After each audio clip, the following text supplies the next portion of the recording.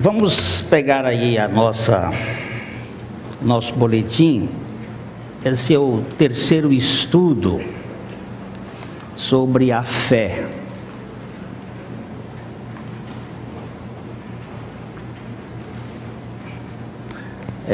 Nós fizemos, pela misericórdia e graça do Senhor, 7 estudos sobre o pecado. E, a meu ver, a antítese do pecado é a fé. Se o pecado impede o homem de entrar no reino de Deus, a fé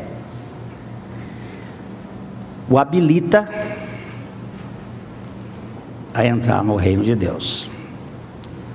Mas a fé está ligada à graça. O pecado está ligado ao orgulho, à autonomia. A fé está ligada à graça e à humildade ou à humilhação. Então, nós vamos continuar. Nós vimos primeiro que o ABC da fé. Isso é o fundamento da fé. O ABC da fé como a causa. O que é a causa da fé? Depois o ABC da fé é como a crise. A luta que nós temos para crer. Agora vamos tratar um pouquinho a crase. O ABC da fé como a crase. Então vamos ler juntos o texto de Hebreus, capítulo 12, versos 1 e 2. Portanto, também nós, visto que temos a rodear-nos tão grande nuvem de testemunhas, desembaraçando-nos do todo o peso e do pecado que tenazmente nos assedia, corramos com perseverança a carreira que nos está proposta, olhando firmemente para o autor e consumador da fé, Jesus, o qual, em troca da alegria que lhe estava proposta, suportou a cruz, não fazendo caso da ignomínia, e está sentado à destra do trono de Deus. Querido Pai, nós somos rasos e não conseguimos aprofundar diante da grandeza da Tua palavra,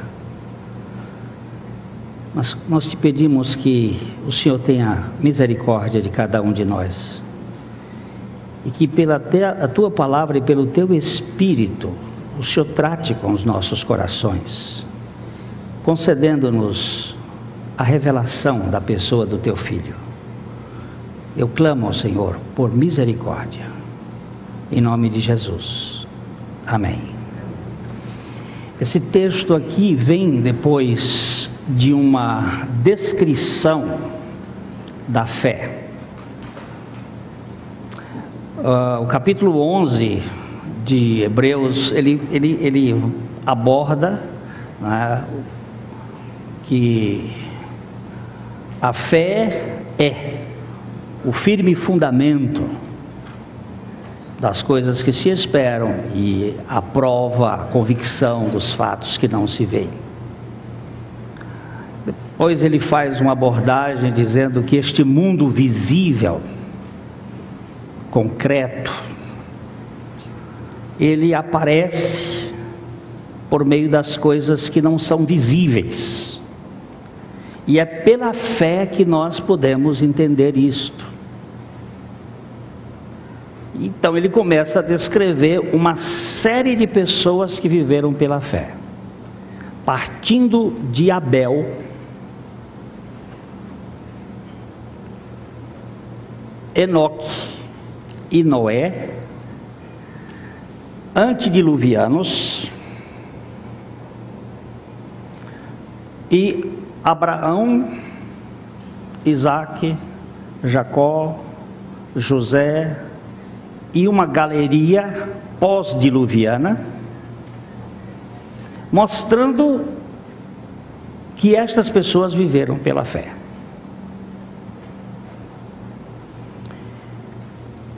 Dizendo que sem fé é impossível agradar a Deus. E que aquele que se aproxima de Deus deve crer na existência de Deus e que Ele é o presenteador ou o galardoador daqueles que o buscam. Mas como a Bíblia explica a Bíblia diz que ninguém busca o Senhor, mas também diz que Deus nos buscou. E quando Ele veio perto, Ele se tornou perto, Ele veio para nos conceder a fé que nós não tínhamos por causa do pecado. Nenhuma criança, esse menininho que está no braço da mãe aqui, não tem fé. E não vai ter fé se o Senhor não lhe der fé. Ele tem capacidade, ele tem uma superpotência.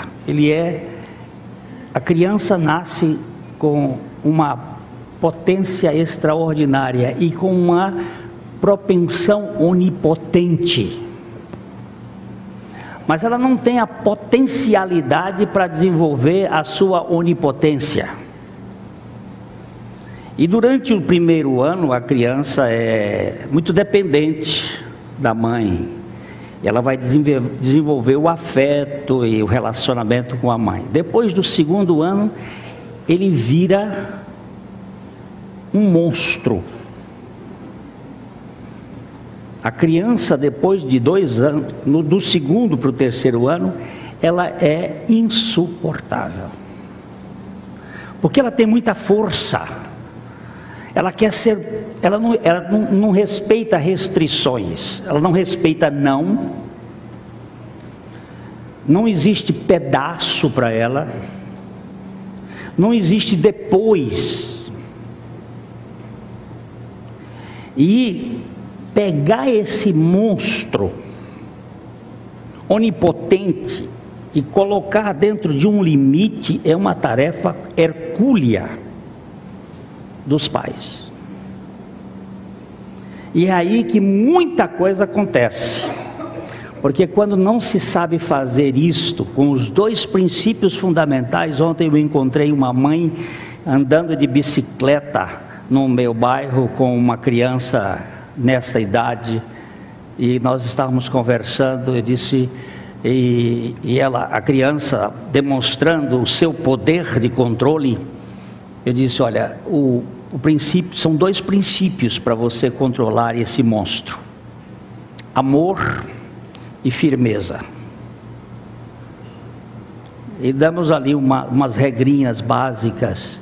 Nunca corrija o seu filho na frente dos outros. Nunca bata no seu filho na frente de uma pessoa, mas só num quarto fechado, num lugar entre você e ele, você com ele. E corrija dando umas varadinhas no lugar que Deus preparou já almofadado para este trabalho. Corrija com uma varinha, não com a mão. Depois que você corrigir e ter explicado por que vai fazer isto, e deu a correção, fique com ele ali no quarto o tempo que for necessário. E quando ele estiver naquele processo de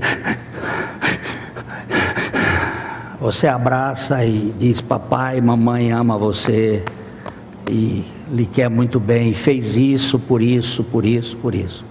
São poucas vezes que você vai ter que corrigir o filho. Agora, se ficar gritando, ficar naquela coisa, só super nani para resolver esse negócio. Que a questão aí é brava. Isso faz parte da onipotência humana. O ser humano é um ser que ficou errado e é muito difícil você tratar. E quando esta pessoa não é tratada devidamente, aí tem as chamadas posições tardias. As posições tardias é quando você tem um homem de 20 anos, de 30 anos, de 40 anos, de 50 anos, de 60 anos, de 70 anos, de 80 anos, agindo como uma criança de 2 anos, birrenta. Aí o negócio é sério, porque ficou retido naquele passado remoto. Quando não faz a vontade, bate o pé, vira o bico, levanta a tromba, e aí a coisa fica feia. Mas Jesus Cristo veio a esse mundo para fazer uma obra ali na cruz, e em troca da alegria que ele estava proposta, ele suportou a cruz, não fazendo caso da ignomínia, da vergonha, e tem como finalidade tratar este homem para oferecer-lhe a fé. Ele é o autor e é o consumador da fé. Então nós vamos caminhar um pouquinho aqui nesse assunto. Na gramática da língua portuguesa, a crase é uma fusão ou uma contração de duas vogais ou duas classes de vocábulos em uma palavra. Por exemplo, a preposição a, indicando direção, se contrai com o artigo feminino a, e então temos a crase a mais a igual a com acento grave, significando que ali tem duas palavras, uma preposição e um artigo, a. Antigamente os professores de português diziam que a gente devia ler a. Hoje não precisa mais dizer a. Vamos à igreja. Vamos à igreja. O artigo ali fica: quem vai em algum lugar, ou a algum lugar. A igreja. Então na contração fundem-se os dois vocábulos em um só termo, sinalizado por um acento grave de identificação. Na teologia, nós temos uma crase clássica: Cristo é Deus, e Deus é Espírito. O Espírito não tem forma, não tem cor, não ocupa lugar no espaço, não tem cheiro, nem pode ser percebido pelos nossos 5 sentidos. Paulo diz que Deus é eterno, imortal, invisível e habita em luz inacessível. Você vê como é, o negócio é... Como é que você pensa em espírito?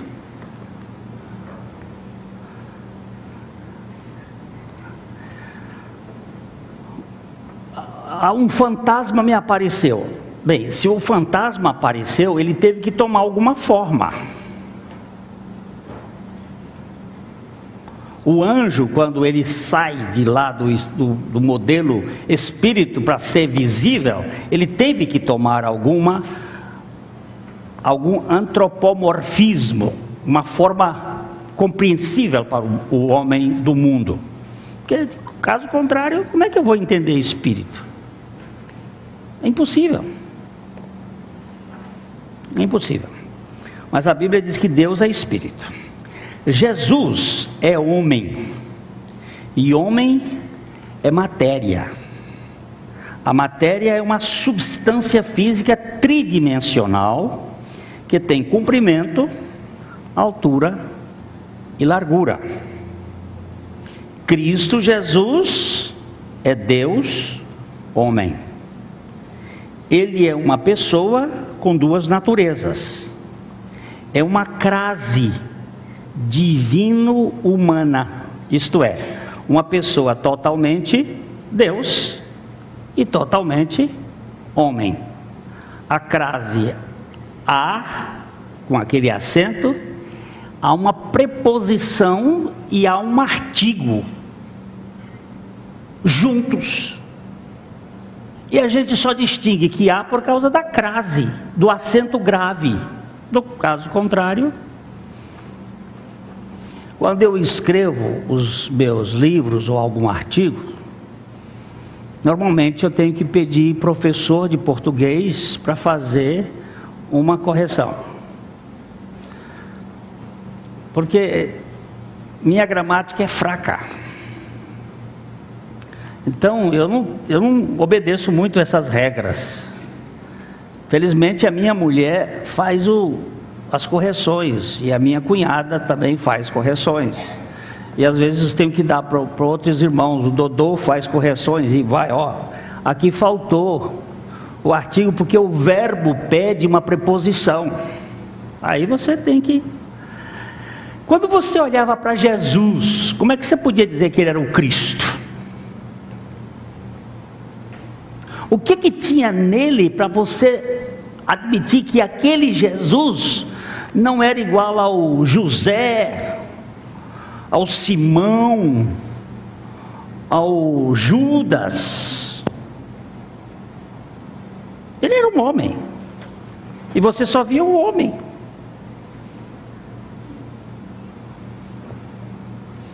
Não tinha nenhum acento em cima dele que pudesse dizer assim, esse aqui é o Jesus, o Cristo.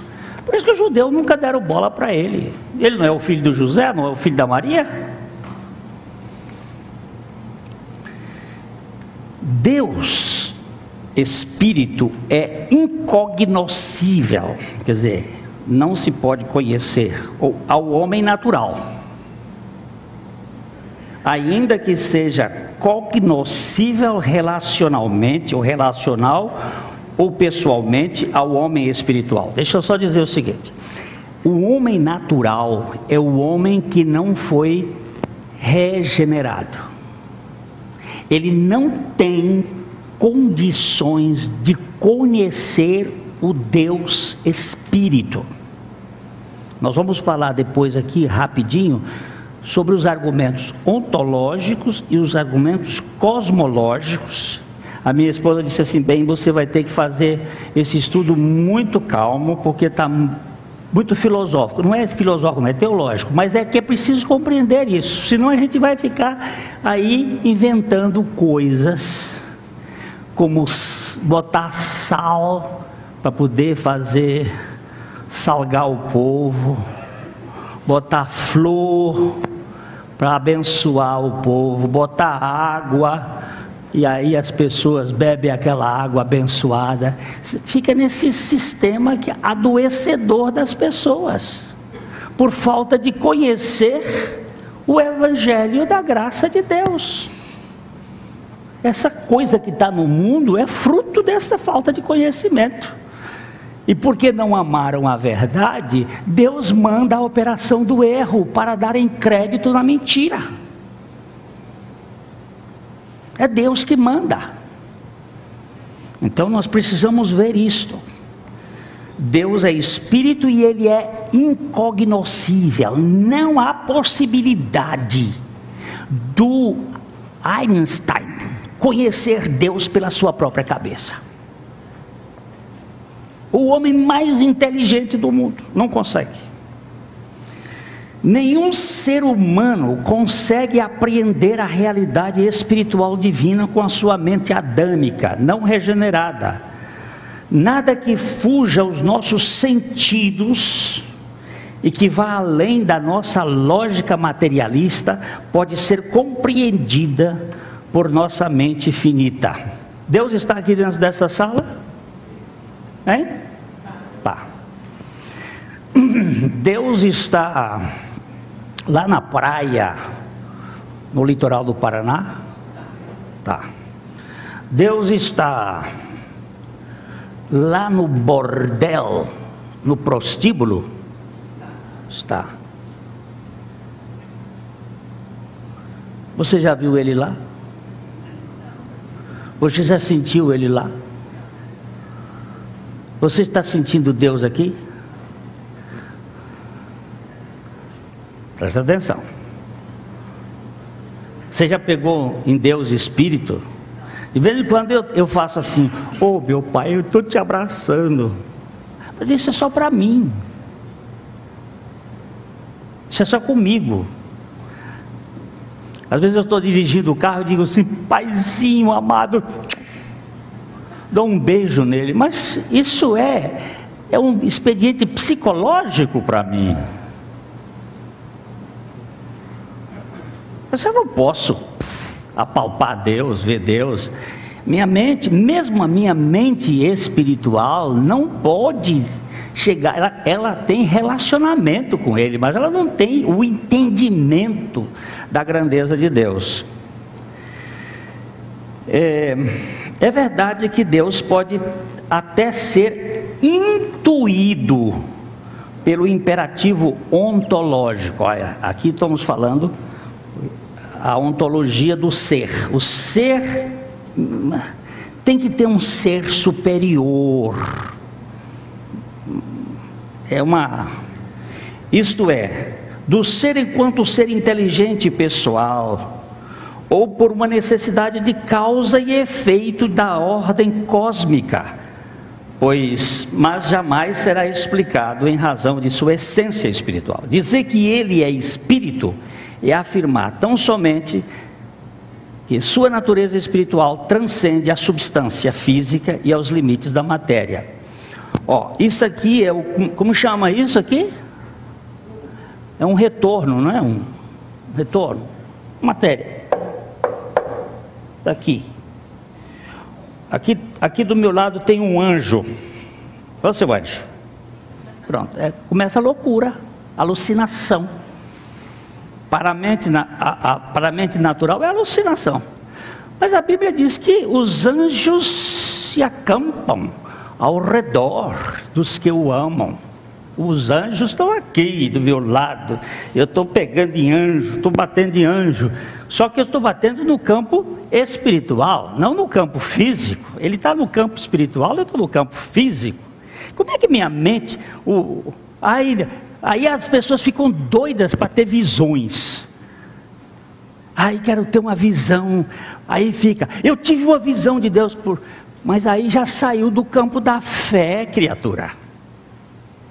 Porque a fé é ver o invisível, baseado na palavra de Deus. É um campo totalmente não provável, não palpável.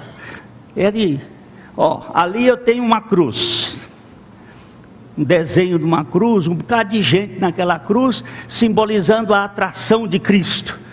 Agora, aquilo ali é um desenho, mas a Bíblia diz: eu quando for levantado da terra, todos, quem se vê atraído? Ninguém. Quando Jesus estava lá na cruz, era ele sozinho que estava na cruz, mas ele disse: eu atrairei todos. E aí nós entramos para o campo da fé. E como é que a fé vai saber disto?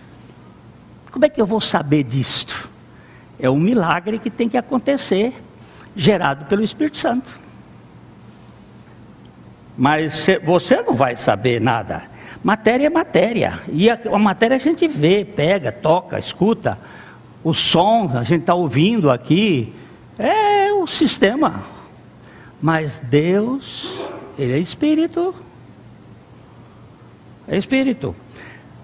Louis Berkhof, que é um teólogo que escreveu uma belíssima teologia sistemática, alega que pelo ensino da espiritualidade de Deus, a teologia salienta o fato de que Deus tem um ser substancial exclusivamente seu. Olha a palavra substancial, uma substância exclusivamente dele. Substância para a nossa mente, mas uma essência só dele, exclusivamente seu e distinto do mundo. E que este ser substancial é imaterial, invisível e sem composição nem extensão. Não tem nem comprimento, nem na altura, e não é composto por nada. Ele é único, indivisível. Ou seja, Deus é inacessível à mente finita. E Paulo diz isto em Romanos 11:33. Ó profundidade da riqueza, tanto da sabedoria como do conhecimento de Deus.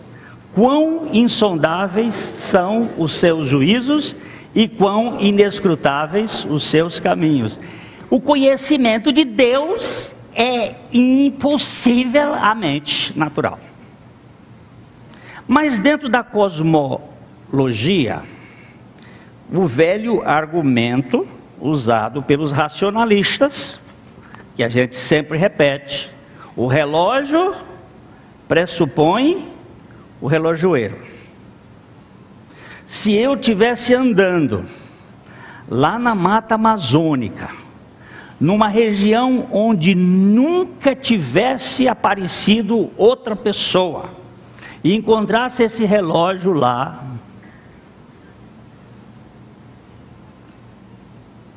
eu tinha que admitir que de alguma maneira esse relógio apareceu ali, trazido por uma pessoa, e que esse relógio que apareceu ali tem um relojoeiro por trás, porque tem inteligência demais para dizer que isso aqui é fruto de um acaso. Estudando essa semana, ouvindo de novo essa semana o Dr. Adalto, ele faz uma ideia muito interessante. Imagine um carro, um caminhão com farinha, um saco de farinha, com ovos, com fermento, levando para um supermercado, cheio de coisas, e tem lá dentro um queijo bola, daqueles, e aí o caminhão vira, e roda, um pouco da farinha caiu ali dentro aquele queijo bola partiu no meio, uma banda ficou para o lado, a outra ficou, um pouco da farinha caiu ali dentro, os ovos caíram também, e aí um pouco de fermento, e bateu, e virou lá, e o caminhão pegou fogo, e depois quando você chegou lá, era na frente da sua casa, você viu que queimou, aí tinha um bolo. Qual é a probabilidade disto? Aí ele faz a analogia. Qual é a probabilidade de todas estas leis universais que estão aí serem frutos de uma explosão? Quando foi que uma explosão deu ordem nesse universo? Porque científico é aquilo que você pode fazer mais de uma vez.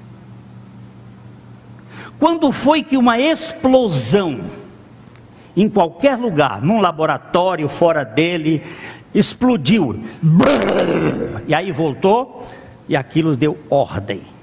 Quando foi que aconteceu isso? Imagina uma biblioteca, diz o Adalto, a enciclopédia britânica, explode a enciclopédia britânica, e aí cai todas as letras no seu lugar, palavra por palavra. O código genético, essa coisinha de guanina, como é, Dudu? Fala aí, fala mais alto. Citocina, É aqueles trocinhos, aquelas 4 letrinhas que combinam para lá, para cá, para lá, para cá, para cá. Aquelas letrinhas do DNA. O cara que estudou aquilo diz assim no livro dele: é impossível ser fruto do acaso. Tem que ter uma inteligência por trás. Então, mas o que mais eu posso fazer? Há uma inteligência. Houve uma inteligência que fez. A igreja é a tarefa inacabada, 8ª conferência missionária. Por que Glênio não teve presente nessa 8ª conferência missionária? Porque a data foi mudada e eu já tinha compromisso com a outra data. É só para responder àqueles que já estavam fazendo umas críticas. Aproveitei logo para poder dar o recado. A gente, quando faz compromissos, tem que respeitar os compromissos que foram feitos, senão a gente não pode fazer. Mas ali tem inteligência, e nesse universo tem uma inteligência. Eu tenho que chegar a dizer: é Tupã, é Alá, é Hu, é Ra. Para nós é Elohim. Tem que ter uma mente inteligente. Mas olha a profundidade das riquezas. Quem é que consegue conhecer Deus? Ora, se Deus é espírito que transcende o mundo material, e Cristo é Deus transcendente, logo Cristo é espírito imaterial e inexplicável pelo pensamento limitado do ser humano caído. Agora começa a crise da crase. Como podemos entender que o Cristo divino, espírito puro, vive conectado ao homem histórico, Jesus de Nazaré? Como posso admitir que Jesus é realmente Deus? Esse é o problema da crise. Vocês mexem aí com o negócio que eu vou descer aqui um pouquinho. Vem cá, Eric.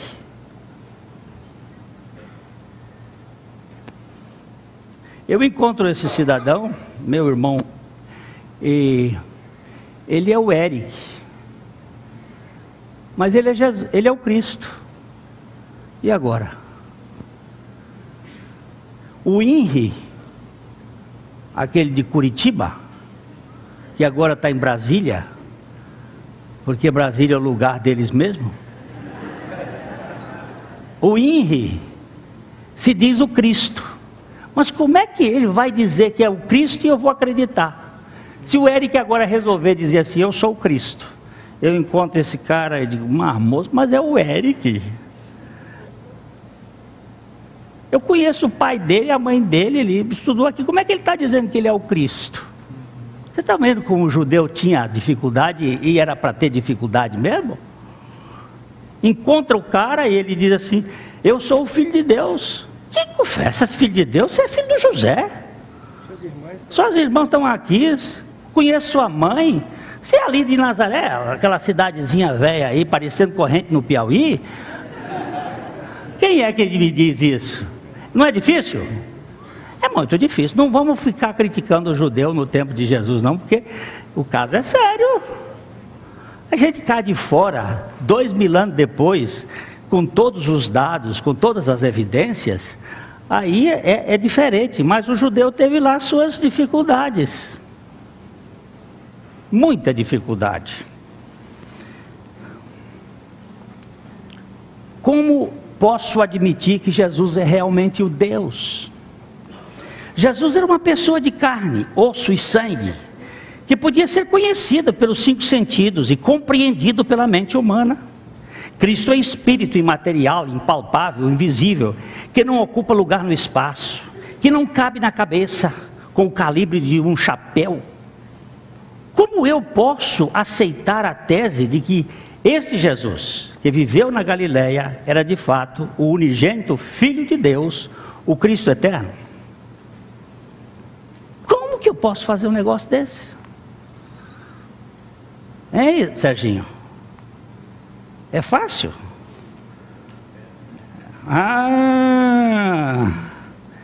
Tem que ter um elemento novo aqui. Ele disse, só pela fé. Tem que ter um elemento novo, que não pode ser natural. Temos que tratar agora com duas alternativas, uma natural e outra sobrenatural. O ser humano natural está limitado ao mundo material e o seu conhecimento só advém pelas vias sensórias. O pensamento lógico é um axioma em 3 dimensões, mas, mesmo assim, é enigmático. A gente não consegue entender mesmo o pensamento lógico. Nós não conseguimos explicar as realidades deste mundo. A gente vai e vem brigando.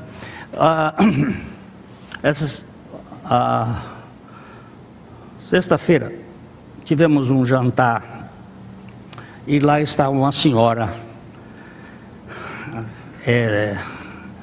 uma amada irmã em Cristo. Ela começou a ouvir umas fitas há uns anos atrás e parafusou, confundiu a cabeça dela. E ela começou a ouvir, ela teve uma fita que ela ouviu num dia, parece que foram 17 vezes, tentando compreender o que é o novo nascimento. Ela disse, enquanto eu não compreender, eu não deixo de ouvir. Já era de madrugada, e ela estava cansada, exausta, e não compreendeu nada. E ela disse, não compreendo nada, mas se isso é verdade, eu creio. E sem saber por quê, essa irmã foi clamando ao Senhor, e eu quero crer. Teve um câncer de pâncreas, uma coisa séria, teve dificuldades, o Senhor a curou. E hoje ela disse assim, eu precisava passar por essa turbulência toda para ver a manifestação poderosa de Deus na minha vida. Às vezes Deus permite que algumas coisas aconteçam. Um filmezinho que eu vi essa semana, desses de internet, que me marcou muito. Pode até ser montado, alguém disse que é montado, mas o fato é muito interessante, porque é um ursozinho novo, que está brincando lá na grama, como toda criança gosta de brincar, e adiante aparece longe assim, um puma. E o puma, quando olha lá de cima da pedra, ele chega, lambe o beiço assim, tem um jantar, tem um almoço bom hoje aqui. E ele começa a descer a pedra, e de repente o ursinho percebe que lá vem o predador, e ele dá no pé, e começa a correr, e gritando assim, aquele gritinho, e ele começa a correr, e ele esconde atrás de uma pedra, olha lá e vem o puma atrás dele, e ele se dá na carreira. Quando chega num determinado ponto, tem um pau, uma espécie de pinheiro velho, caído, seco, em cima de um rio. E o rio não era muito largo, mas o pinheiro parecia que estava atravessando. E o ursinho chegou ali e subiu no pinheiro e começou a atravessar. Só que quando ele vai chegando na ponta do velho pinheiro, ele percebe que o pinheiro não chegava do outro lado. Faltavam uns 2 metros para... Aí ele resolve voltar. E quando ele resolve voltar, quem vem subindo no tronco era o puma. E ele então começa a chorar. Olha, eu vou dizer, esse filme me deixou tenso, porque eu já estava torcendo pelo ursinho que fazia gosto, que a gente sempre torce pelo mais fraco. E ele foi andando e o puma vai subindo e vai subindo, e de repente, quando ele chega na ponta assim, o pau quebra, e ele cai na água. E caiu na água, o puma olhou, ele sofreu, subiu naquele pauzinho, foi ali em cima, ficou se agasalhando e gemendo, e o puma correu lá para frente. Tinha um lugar onde havia umas pedras, e ali a água tinha que passar. Quando passasse, certamente seria a hora fatal. E lá vem o bichinho, e o bichinho começa a olhar, e o puma está ali, só lambendo a boca. E quando de repente o bichinho vê, ele pula na água, e o puma fica assim, corre para cá, e ele sai no lado, mas quando sai, já o puma estava em cima dele, e ele dá um tapa no cara do bichinho, e ele abre a boca,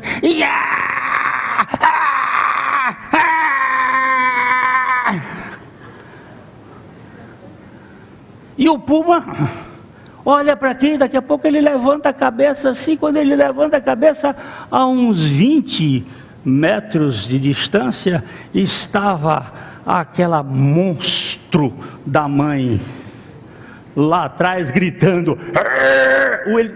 Não era o grito do bichinho que ele estava escutando, aquele bichinho pequenininho não gritava daquele jeito não. Quem estava gritando lá atrás era a mãe poderosa. O puma olha para lá e então eu mandei para alguns irmãos dizendo o seguinte: ainda que o nosso adversário seja astuto e ele tente nos intimidar, muitas vezes o Pai permite que a gente passe por algumas dificuldades. Ele não apareceu na primeira hora. Ele deixou você se desenvolver, e quando você não tinha mais saída, ele estava ali, bem pertinho, invisível. Ele não estava vendo que a mãezona dele estava ali atrás. E nós muitas vezes não vemos que o nosso Pai invisível está ali atrás de nós, dizendo: aqui nesse você não toca não, que esse é meu, sai daí seu puma. Mas como nós só cremos no que vemos, o nosso problema entra em desespero, igual aquele ursinho entrou. O que eu quero chamar a atenção, meus irmãos, é que Deus invisível está bem perto.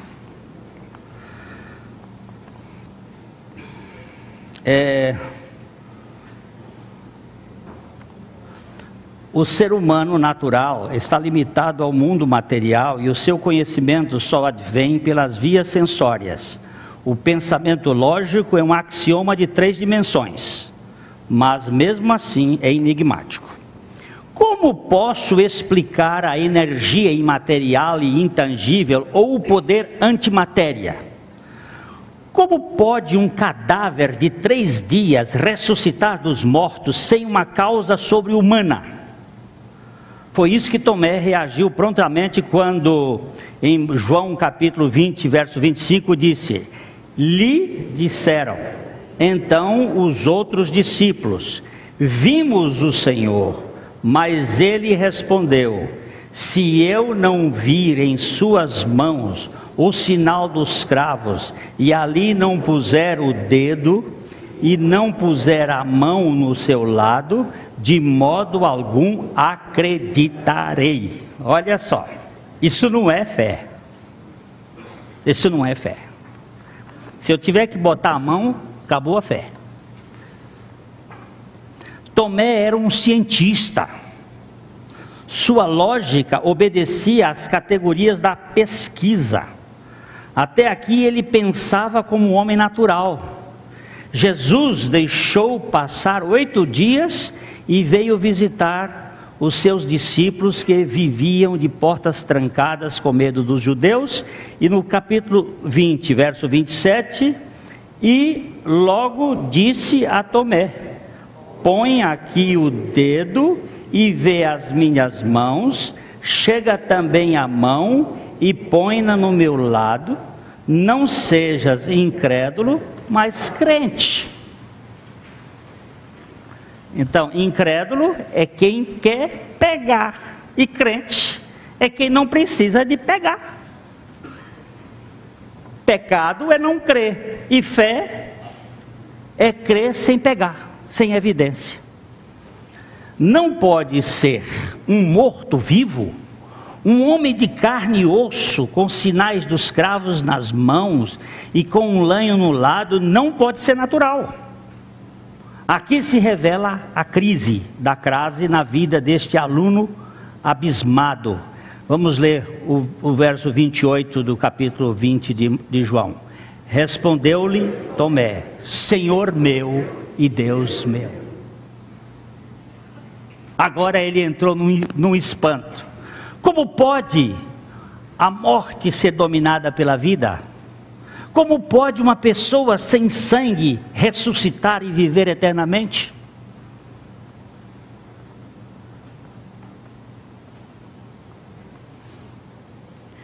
Este é o chão do Espírito, da realidade sobrenatural e da fé no invisível.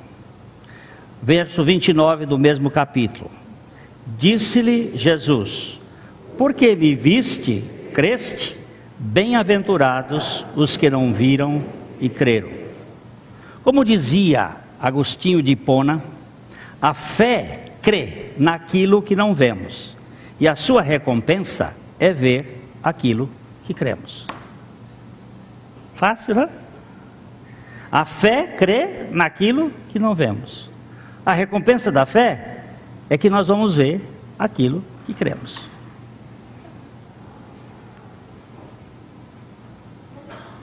Jesus ressuscitado é o autor da fé e o seu executivo imutável.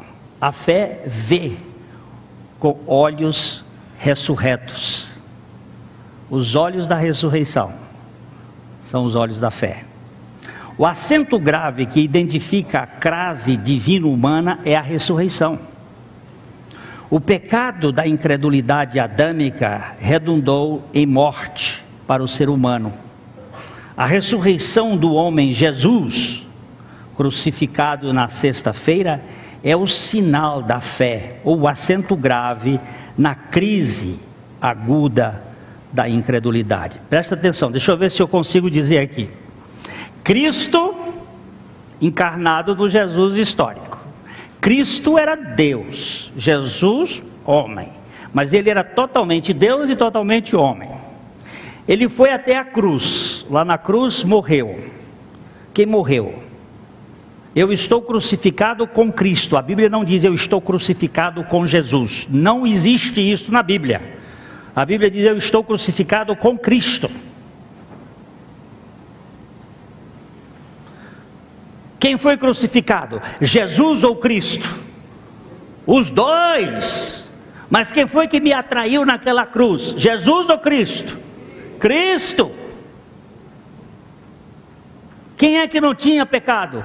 Cristo ou Jesus? Os dois. Mas quem que atraiu os meus pecados? Cristo. Mas quem é o autor da fé? Jesus. O autor da fé é Jesus.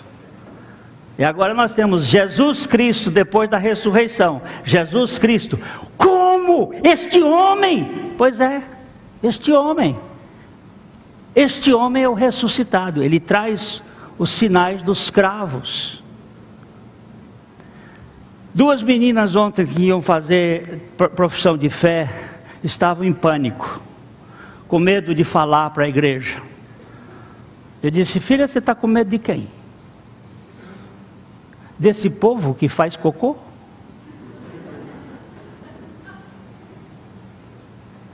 Filha, iguala todas as pessoas por este nível, o nível do banheiro. E lembre-se só de um, que depois de ressuscitado, come e não faz mais cocô.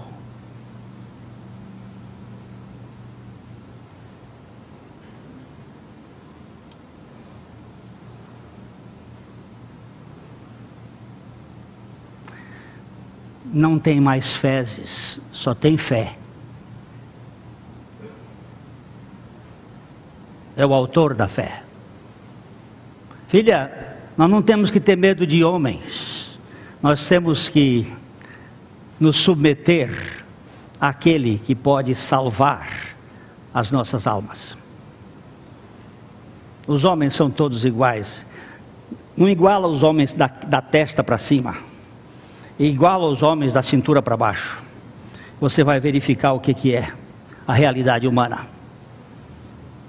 O sujeito ser mais inteligente do que você não faz ser mais do que você. As meninas, olha, se sentiram tão bem. E na hora que eu cheguei perto de uma delas, eu disse: e agora? Ela não está com medo de ninguém, não. Tudo igual.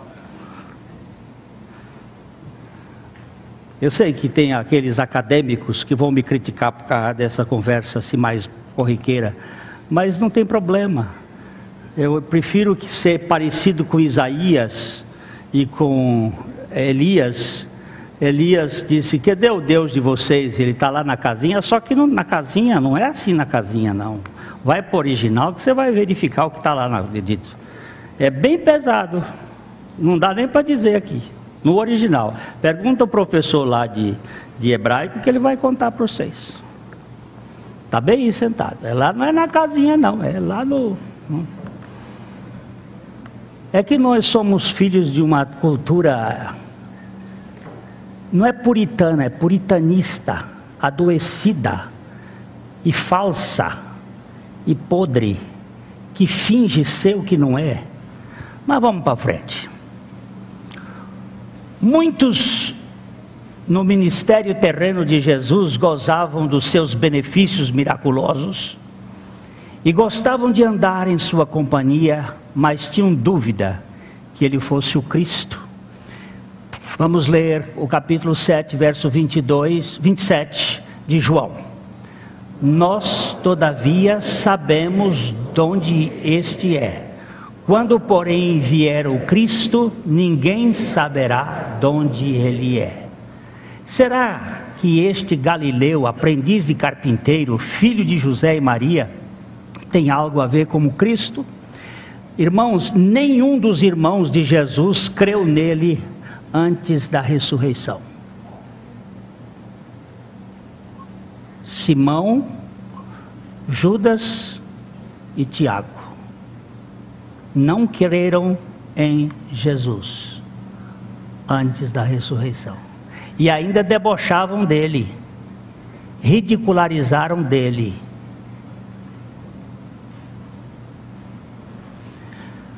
A mente natural não consegue perceber a realidade espiritual. Os descendentes de Adão nascem mortos em pecado ou descrentes. Pecado, segundo Jesus, é não crer que ele é o Cristo. Como pode um pecador crer que Jesus é o Cristo? Isso é impossível do ponto de vista natural. É impossível. Aqui mesmo nessa comunidade, apareceu uma vez um rapaz dizendo assim: o senhor me prova que Jesus é o Cristo? Eu digo: não vamos gastar tempo. Eu não vou gastar uma só palavra com você para tentar provar que ele é o Cristo, porque é improvável. Eu vou declarar para você que ele é o Cristo, e o Espírito Santo que trate de fazer esta realidade, de convencer o homem do pecado, da justiça e do juízo, porque você e eu não somos capazes de convencer ninguém. Quando aquela irmã me telefonou e disse: pastor, eu queria que o senhor viesse aqui no aniversário do meu marido, porque ele não vai à igreja, e eu queria que o senhor pregasse o evangelho aqui para ele. Eu disse: não, eu vou pregar o evangelho. Mas por que a senhora quer que eu vá pregar o evangelho? Porque o senhor tem argumentação capaz de fazer meu marido crer. Eu digo: então já não vou mais. Eu vou arranjar alguém que tenha fé suficiente para crer que Jesus vai fazer essa obra. Porque vocês estão crendo que as pessoas são convencidas. Ninguém é convencido por homem nenhum. Só pode ser convencido pelo Espírito Santo. E você vai encontrar pessoas que não têm argumentação nenhuma e vão anunciar Jesus, e vai haver salvação. Nós precisamos parar com essas conversas, que tem que ter sabedoria para poder pregar, tem que ter disposição. Aqui estou eu, não sei nada, mas abra a boca, e eu encherei com a minha palavra. O cego não pode ver as coisas, e o pecador não pode crer em Jesus sem que haja um milagre. O milagre começa pela pregação do Evangelho. O milagre começa pela pregação do Evangelho. A proclamação antecede a vivificação. A vida espiritual é comunicada pela palavra de Deus. Veja o que 1 Pedro 1:23 diz: pois fostes regenerados, não de semente corruptível, mas de incorruptível, mediante a palavra de Deus, a qual vive e é permanente. Presta atenção nesse texto, nesse verbo. A palavra de Deus vive. A palavra de Deus é vida. A palavra de Deus vive e é permanente. A palavra de Deus não é como a minha palavra. A diferença da palavra de Deus e a minha palavra é que a minha palavra comunica pensamentos, sentimentos, coisas assim. A palavra de Deus não comunica, a palavra de Deus opera, a palavra de Deus age, a palavra de Deus convence, ela atua. É muito diferente. Por favor, meu irmão, fostes regenerados não de semente, não de esperma corruptível, não de espermatozoide, mas de um esperma incorruptível, mediante, através da palavra de Deus, que vive e é permanente. Se alguém é incrédulo, é porque não tem vida espiritual. A vida espiritual antecede a fé. Não é pela fé que nós ganhamos a vida, é pela vida que nós ganhamos a fé. E nós ganhamos a vida pela palavra, e nós ganhamos a palavra pela pregação da palavra, vivificada pelo Espírito Santo e revelada pelo Espírito Santo. Você vai no monte do defunto lá, nos ossos secos, e o profeta recebe uma ordem: diga a esses ossos secos: ossos secos, ouvi a palavra do Senhor. Isso é loucura. O osso está morto, está seco, como é que vai ouvir? Que o osso ouça. Como é que vai ossar? Essa ossada toda é só um milagre. Quando você prega para um morto espiritualmente, não pense que você vai fazer alguma coisa, mas creia que você pode ser usado por Deus para que isso aconteça. E aí é um negócio impressionante. Se alguém é incrédulo, é porque não tem vida espiritual. Se não possui vida no seu espírito, não pode crer. A fé é uma realidade espiritual advinda da audiência da palavra de Deus. Mas só ouve a palavra de Deus aquele que foi avivado pela pregação de Cristo. Como é que diz aqui Efésios capítulo 2, verso 1? Ele vos deu vida, estando vós mortos nos vossos delitos e pecados. Sem vida espiritual não há fé, e sem fé não há justificação, arrependimento e todos os atos correspondentes da palavra, da salvação pela graça através da fé. Salvação pela graça através da fé. Salvação pela graça através da fé. Não é salvação pela fé através da graça. É salvação pela graça através da fé. Quem vem primeiro? A graça. A graça motiva a palavra. Você, ao falar para um morto espiritual, você, ao falar, vem o poder da vida. Veja bem, Lázaro estava morto. Estava ou não estava? Jesus disse para Maria, para Marta, que ele era a ressurreição e a vida. E quem cresce nele, ainda que estivesse morto, viveria. E que todo que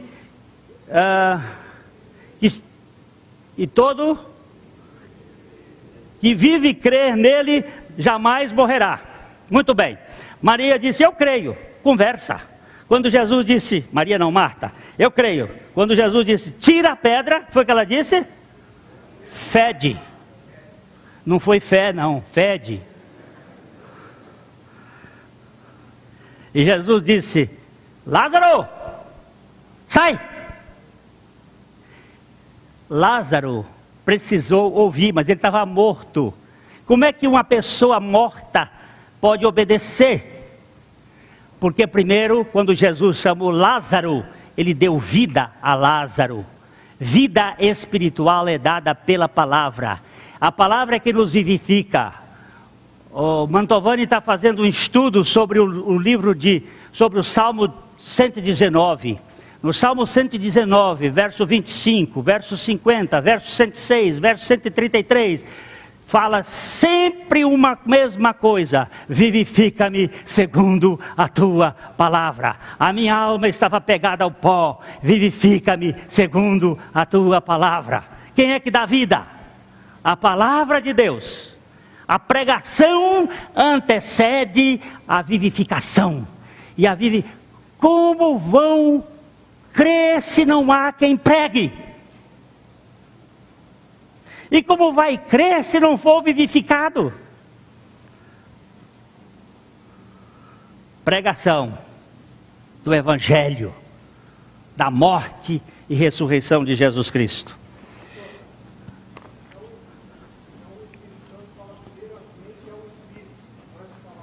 Exatamente, é o Espírito, meu filho. O Espírito estava morto. E antes da mente, há o Espírito morto. Quem vivifica o Espírito é a palavra. Agora me diga como é que isso funciona. Não sei, é milagre.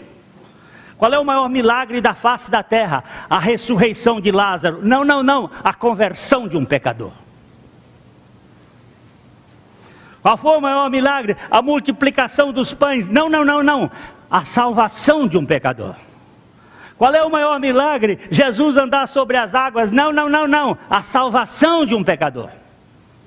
É o maior milagre, vai ser o maior milagre. E nós cantamos isso. Das maravilhas, a maior. No céu, na terra, é o que o Senhor está operando. O que é? O Senhor está fazendo filhos de Deus. Não existe milagre maior do que este. Como é que um morto espiritual, um incrédulo, um obtuso das coisas de Deus pode sair crendo? Dá para entender, Bill? Não dá.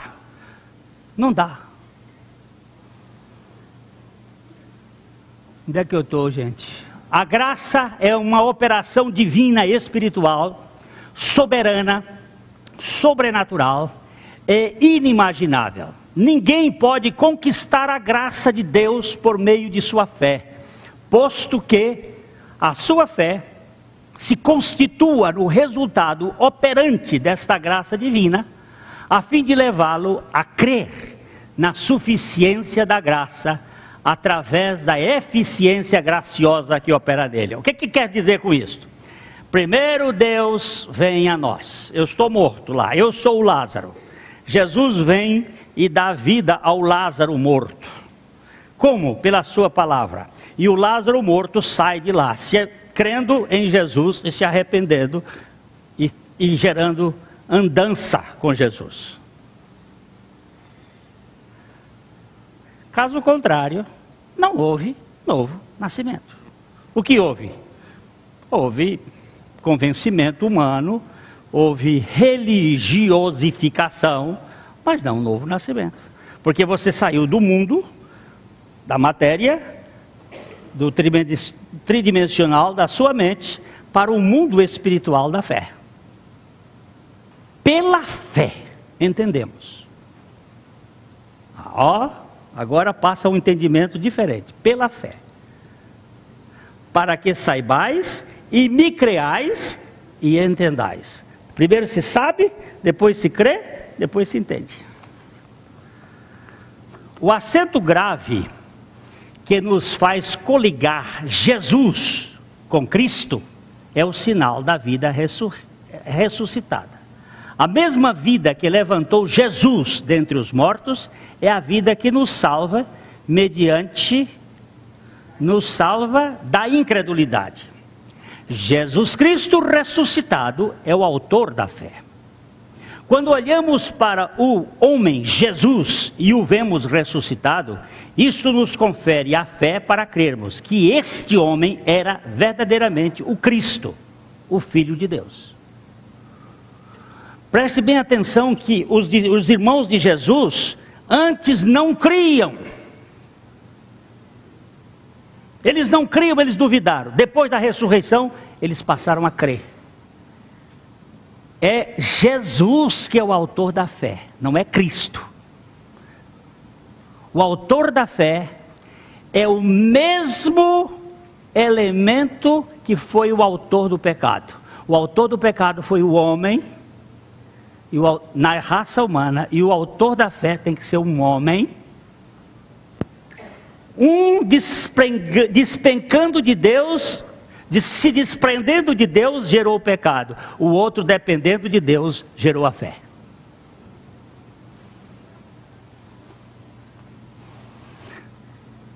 Se alguém, ao examinar a vida de Jesus de Nazaré, crê que ele é o Cristo, então houve um milagre em sua vida. Nenhum pecador pode crer em Jesus, senão pelo Espírito Santo. Quando o Espírito Santo convence o pecador do pecado, convence pela fé em Jesus.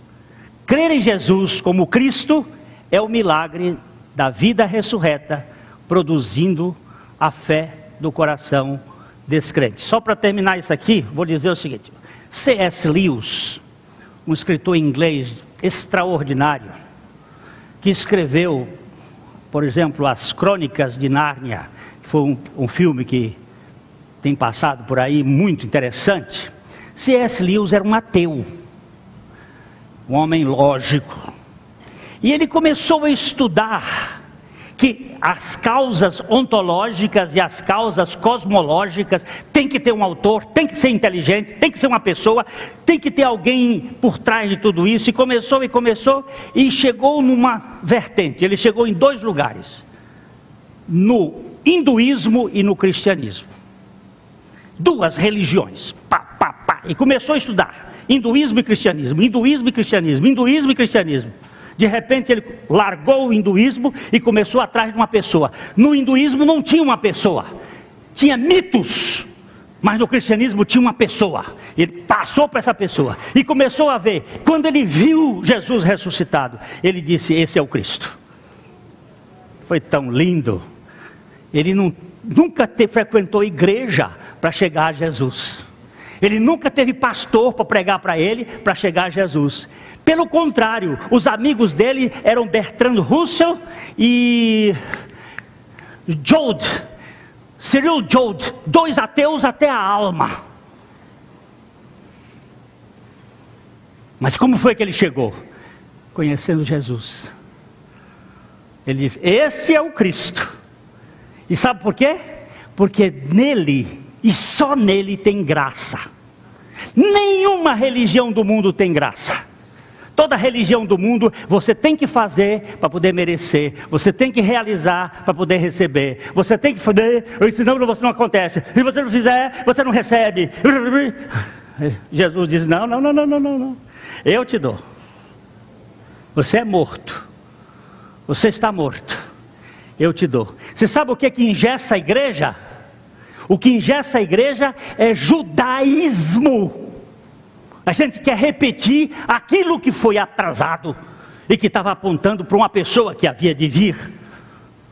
Essa mentalidade cauterizada por religiosidade. Quando eu vi ontem aqui aqueles moços libertos, eu disse assim: aleluia! Eu estou vendo, tirando esse cheiro de mofo, de armário que tem naftalina. Eu vejo na igreja, a Márcia me falou de uma pessoa, ela já saiu dali, de uma pessoa que lá mandou um e-mail para mim e diz assim: eu nunca me decepcionei com Deus, o que eu tenho me decepcionado é com a igreja e os seus sistemas. Deus não me decepciona. Agora, esse povo de igreja precisa ser liberto e sair da toca. E sair, deixar de ficar criticando o outro porque tem uma perna mais curta. Quando o eunuco, ministro das finanças da rainha etíope Candace, perguntou a Felipe o que impedia de ser batizado, o que foi que Felipe respondeu em Atos 8:37? É lícito se creres de todo o coração. E respondendo ele disse: creio que Jesus Cristo é o Filho de Deus. Que Jesus Cristo é o Filho de Deus. Filipe pregou a palavra de Deus ao oficial da rainha.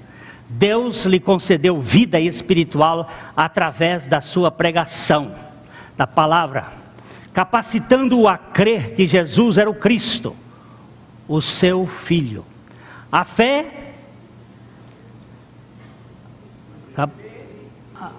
vê o invisível.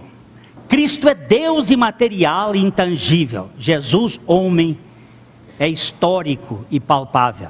Ver a Jesus como Cristo é ver o invisível no visível. Isto só é possível pela vida espiritual. A mente natural não consegue ver a realidade espiritual. E assim não pode crer que a divindade de Cristo, não pode crer, e assim não pode crer que a divindade de Cristo viva na humanidade de Jesus. Por isso, o novo nascimento é o milagre da vida que nasce da morte, gerando fé em Jesus. A mensagem que você acabou de assistir faz parte do Ministério de Comunicação Palavra da Cruz. Temos um grande acervo de estudos bíblicos em áudio e vídeo. Distribuímos também, gratuitamente, o jornal mensal Palavra da Cruz. Entre em contato conosco pelo fone fax 0 operadora 43 3322 3037 ou pelo e-mail com@palavradacruz.com.br. Visite-nos também pelo site www.palavradacruz.com.br. Graça e paz.